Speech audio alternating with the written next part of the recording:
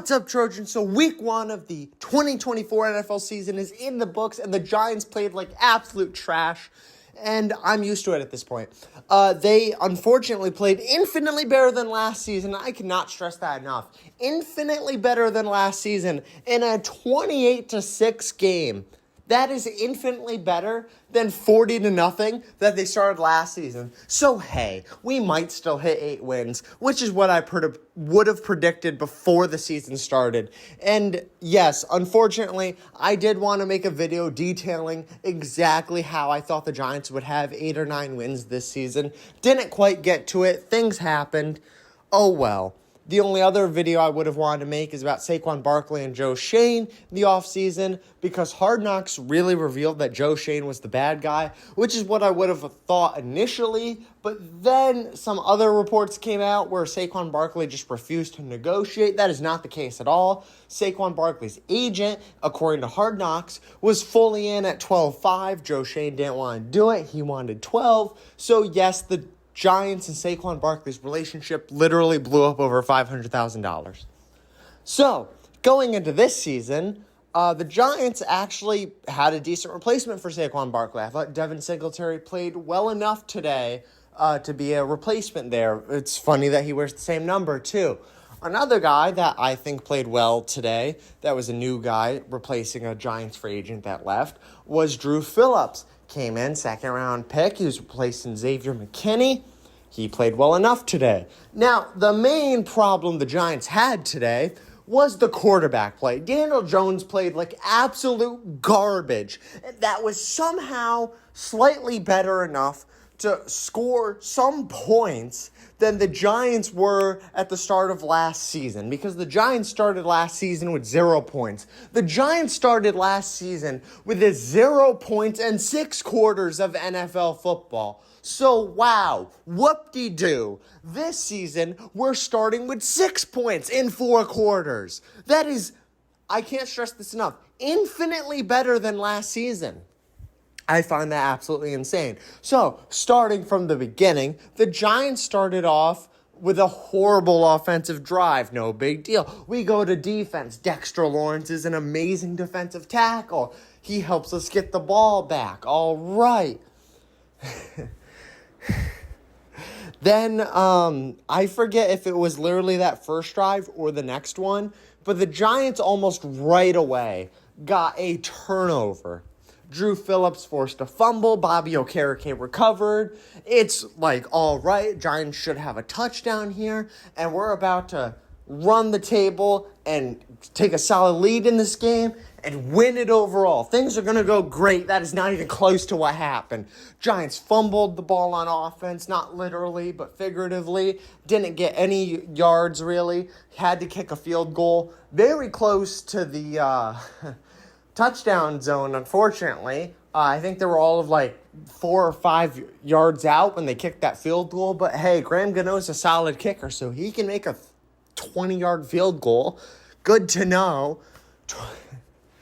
He had to make a 50-yarder later in the game. And actually, at one point in the game, the Giants had a 56, 57, or 58-yard field goal. It was somewhere in that range lined up, and they opted to punt instead. I think Graham Gano is a good enough field goal kicker to have him take that.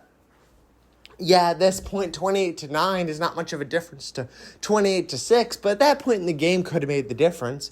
So I want to talk about how bad Brian Daboll was in this game. There were some bad 4th down calls, some bad 3rd down calls, and some really bad player management all throughout. There were a lot of penalties on the Giants, and yes, one big one was on Adoree Jackson when he did not deserve it in the slightest. He was going for the ball. They called a penalty on him. You know what's even worse about that penalty? Is he wasn't even the one that initiated contact. He was jumping up for the ball, and the receiver grabs his face mask, which should be a penalty of in itself. And then, as the receiver grabs his face mask, his hand, as he's jumping up for the ball, touches the receiver's hand, and that's the reason that they call the penalty. I find that absolutely insane. That gave the Vikings a free 7 points early on, but it did not matter. A quarterback was going to blow the game anyway. With with just horrible playing throughout. I mean, these two things will lose any NFL team a game. When you have a quarterback that's very clearly willing to throw some pick sixes, I mean, my gosh, can you not think for yourself for 5 seconds? You go to throw a screen pass, right? Your coach says it's a screen pass. You go, okay, let me get the ball, and I look, and I see Wan'Dale Robinson, I believe it was, but whatever. My receiver's sitting there in the flat with the lead blockers, ready to accept the screen pass.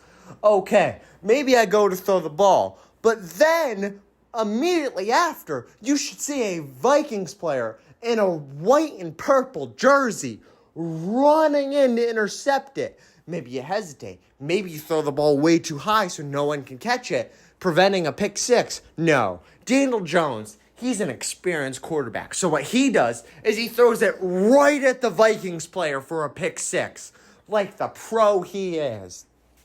His other bad interception was actually when he was having a solid drive. He made several great passes on this drive. Then we get down to the end zone, and what he does is he throws the ball into what seemed like quadruple coverage. That's going to get picked every time, and it does. That is how bad the Giants played today. And I don't mean to draw the game out into only 3 plays, but when one of the plays is 7 points, another play directly results in 7 points, and the third play does actually shift things by 7 points because the Giants almost threw a touchdown there. It does actually change the course of the game. So Brian Daboll's play calling and Daniel Jones just being bad really infected the performance of the team in this game because there are actually a lot of positives. I thought the defense played well enough overall. Would have loved to see a lot more from Kayvon Thibodeau and Brian Burns, considering the resources the Giants gave up to get them. Oh, well, there, I guess. We still have Dexter Lawrence, who's amazing. Dru Phillips as a second-round pick was solid. Deonte Banks could have done better against Justin Jefferson, but can't complain too much. We're talking about, a decent corner for the Giants. Nothing against him. He was a late first-round pick against one of the best wide receivers in the NFL. Yeah, you're going to give up a few nice catches. No big deal there. Like I said, the only drive that I fully blame on the defense is that 99-yarder. There was one other drive that probably the defense should have stopped, but wasn't quite able to. So, in reality, if the offense just didn't suck, this could have been a 14-17 game in the Giants' favor. But no, we can't have that. We have to have a horrible quarterback. I have no idea why Brian Daboll, at some point in this game, didn't just say, wow, our quarterback sucks. Let's put Drew Lock in, see if he can do any better. Because that probably would have been better with how Daniel Jones is playing in this game. That is absolutely sad to say. Because this video is so negative, I just feel the need to go over the positives one more time. We have Dexter Lawrence. We have Dru Phillips. Bobby Okereke is a solid linebacker. I think Kayvon Thibodeau and Brian Burns could show up in a better game. Deonte Banks and Adoree Jackson are not bad corners at all. That is a solid defense if things work out correctly. Then you go over to our special teams. Graham Bingo is a solid kicker. Gillen is an amazing punter. He should have had a punt blocked. He was able to get a punt on the 1-yard line thanks to help from the other special teams. And this is a solid punting unit right here. Then you go over to the offense. Malik Nabers had some solid catches today. He is a solid wide receiver from week 1's performance. Wan'Dale Robinson is performing like an upgraded Sterling Shepard as of week 1 of this season. This seems amazing. Darius Slayton's not a bad wide receiver himself. He played like he has in the past.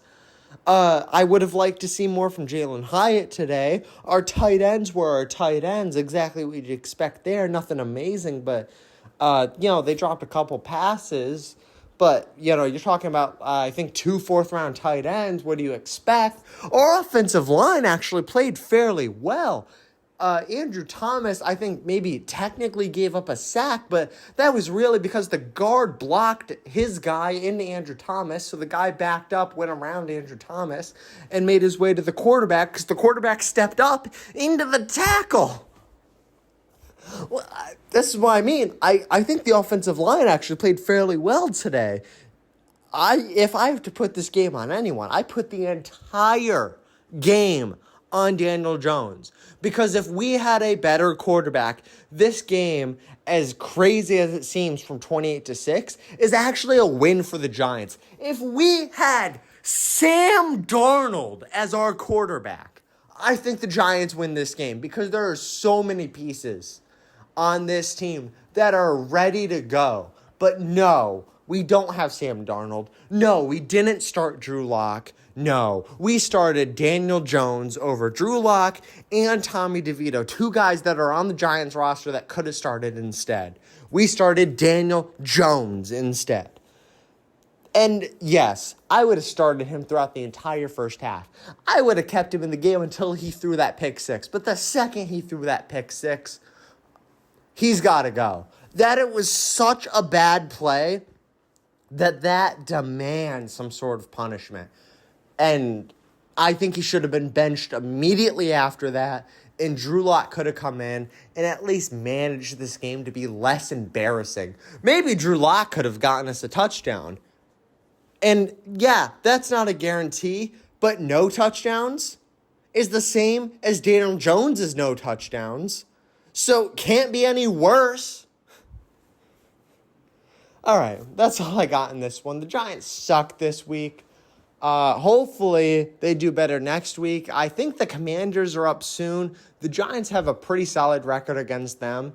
And if the Giants lose their game against the Commanders, I forget if it's literally next week or the week after. If the Giants lose that game, season's over immediately. Start looking for quarterbacks in the draft. That's just where we're at right now. Week 1 was near a must-win. And if it wasn't a must-win, it was a must-be-close game, and we couldn't even get that. So, yeah, we're back-footing right now on the entire season off of Week 1. That should not be the case. There are several NFL teams that can lose a Week 1 game, come back and do amazing things like go deep in the playoffs or win the Super Bowl. The Giants are not one of them, especially after that performance. You got to keep it at least close to prove that you're a decent NFL team. Giants could not do that today. Absolutely pathetic. I'll see you guys in the next one. Hopefully the Giants can turn the season around. I'm hopeful, but I can't quite predict it at this point. Very sad.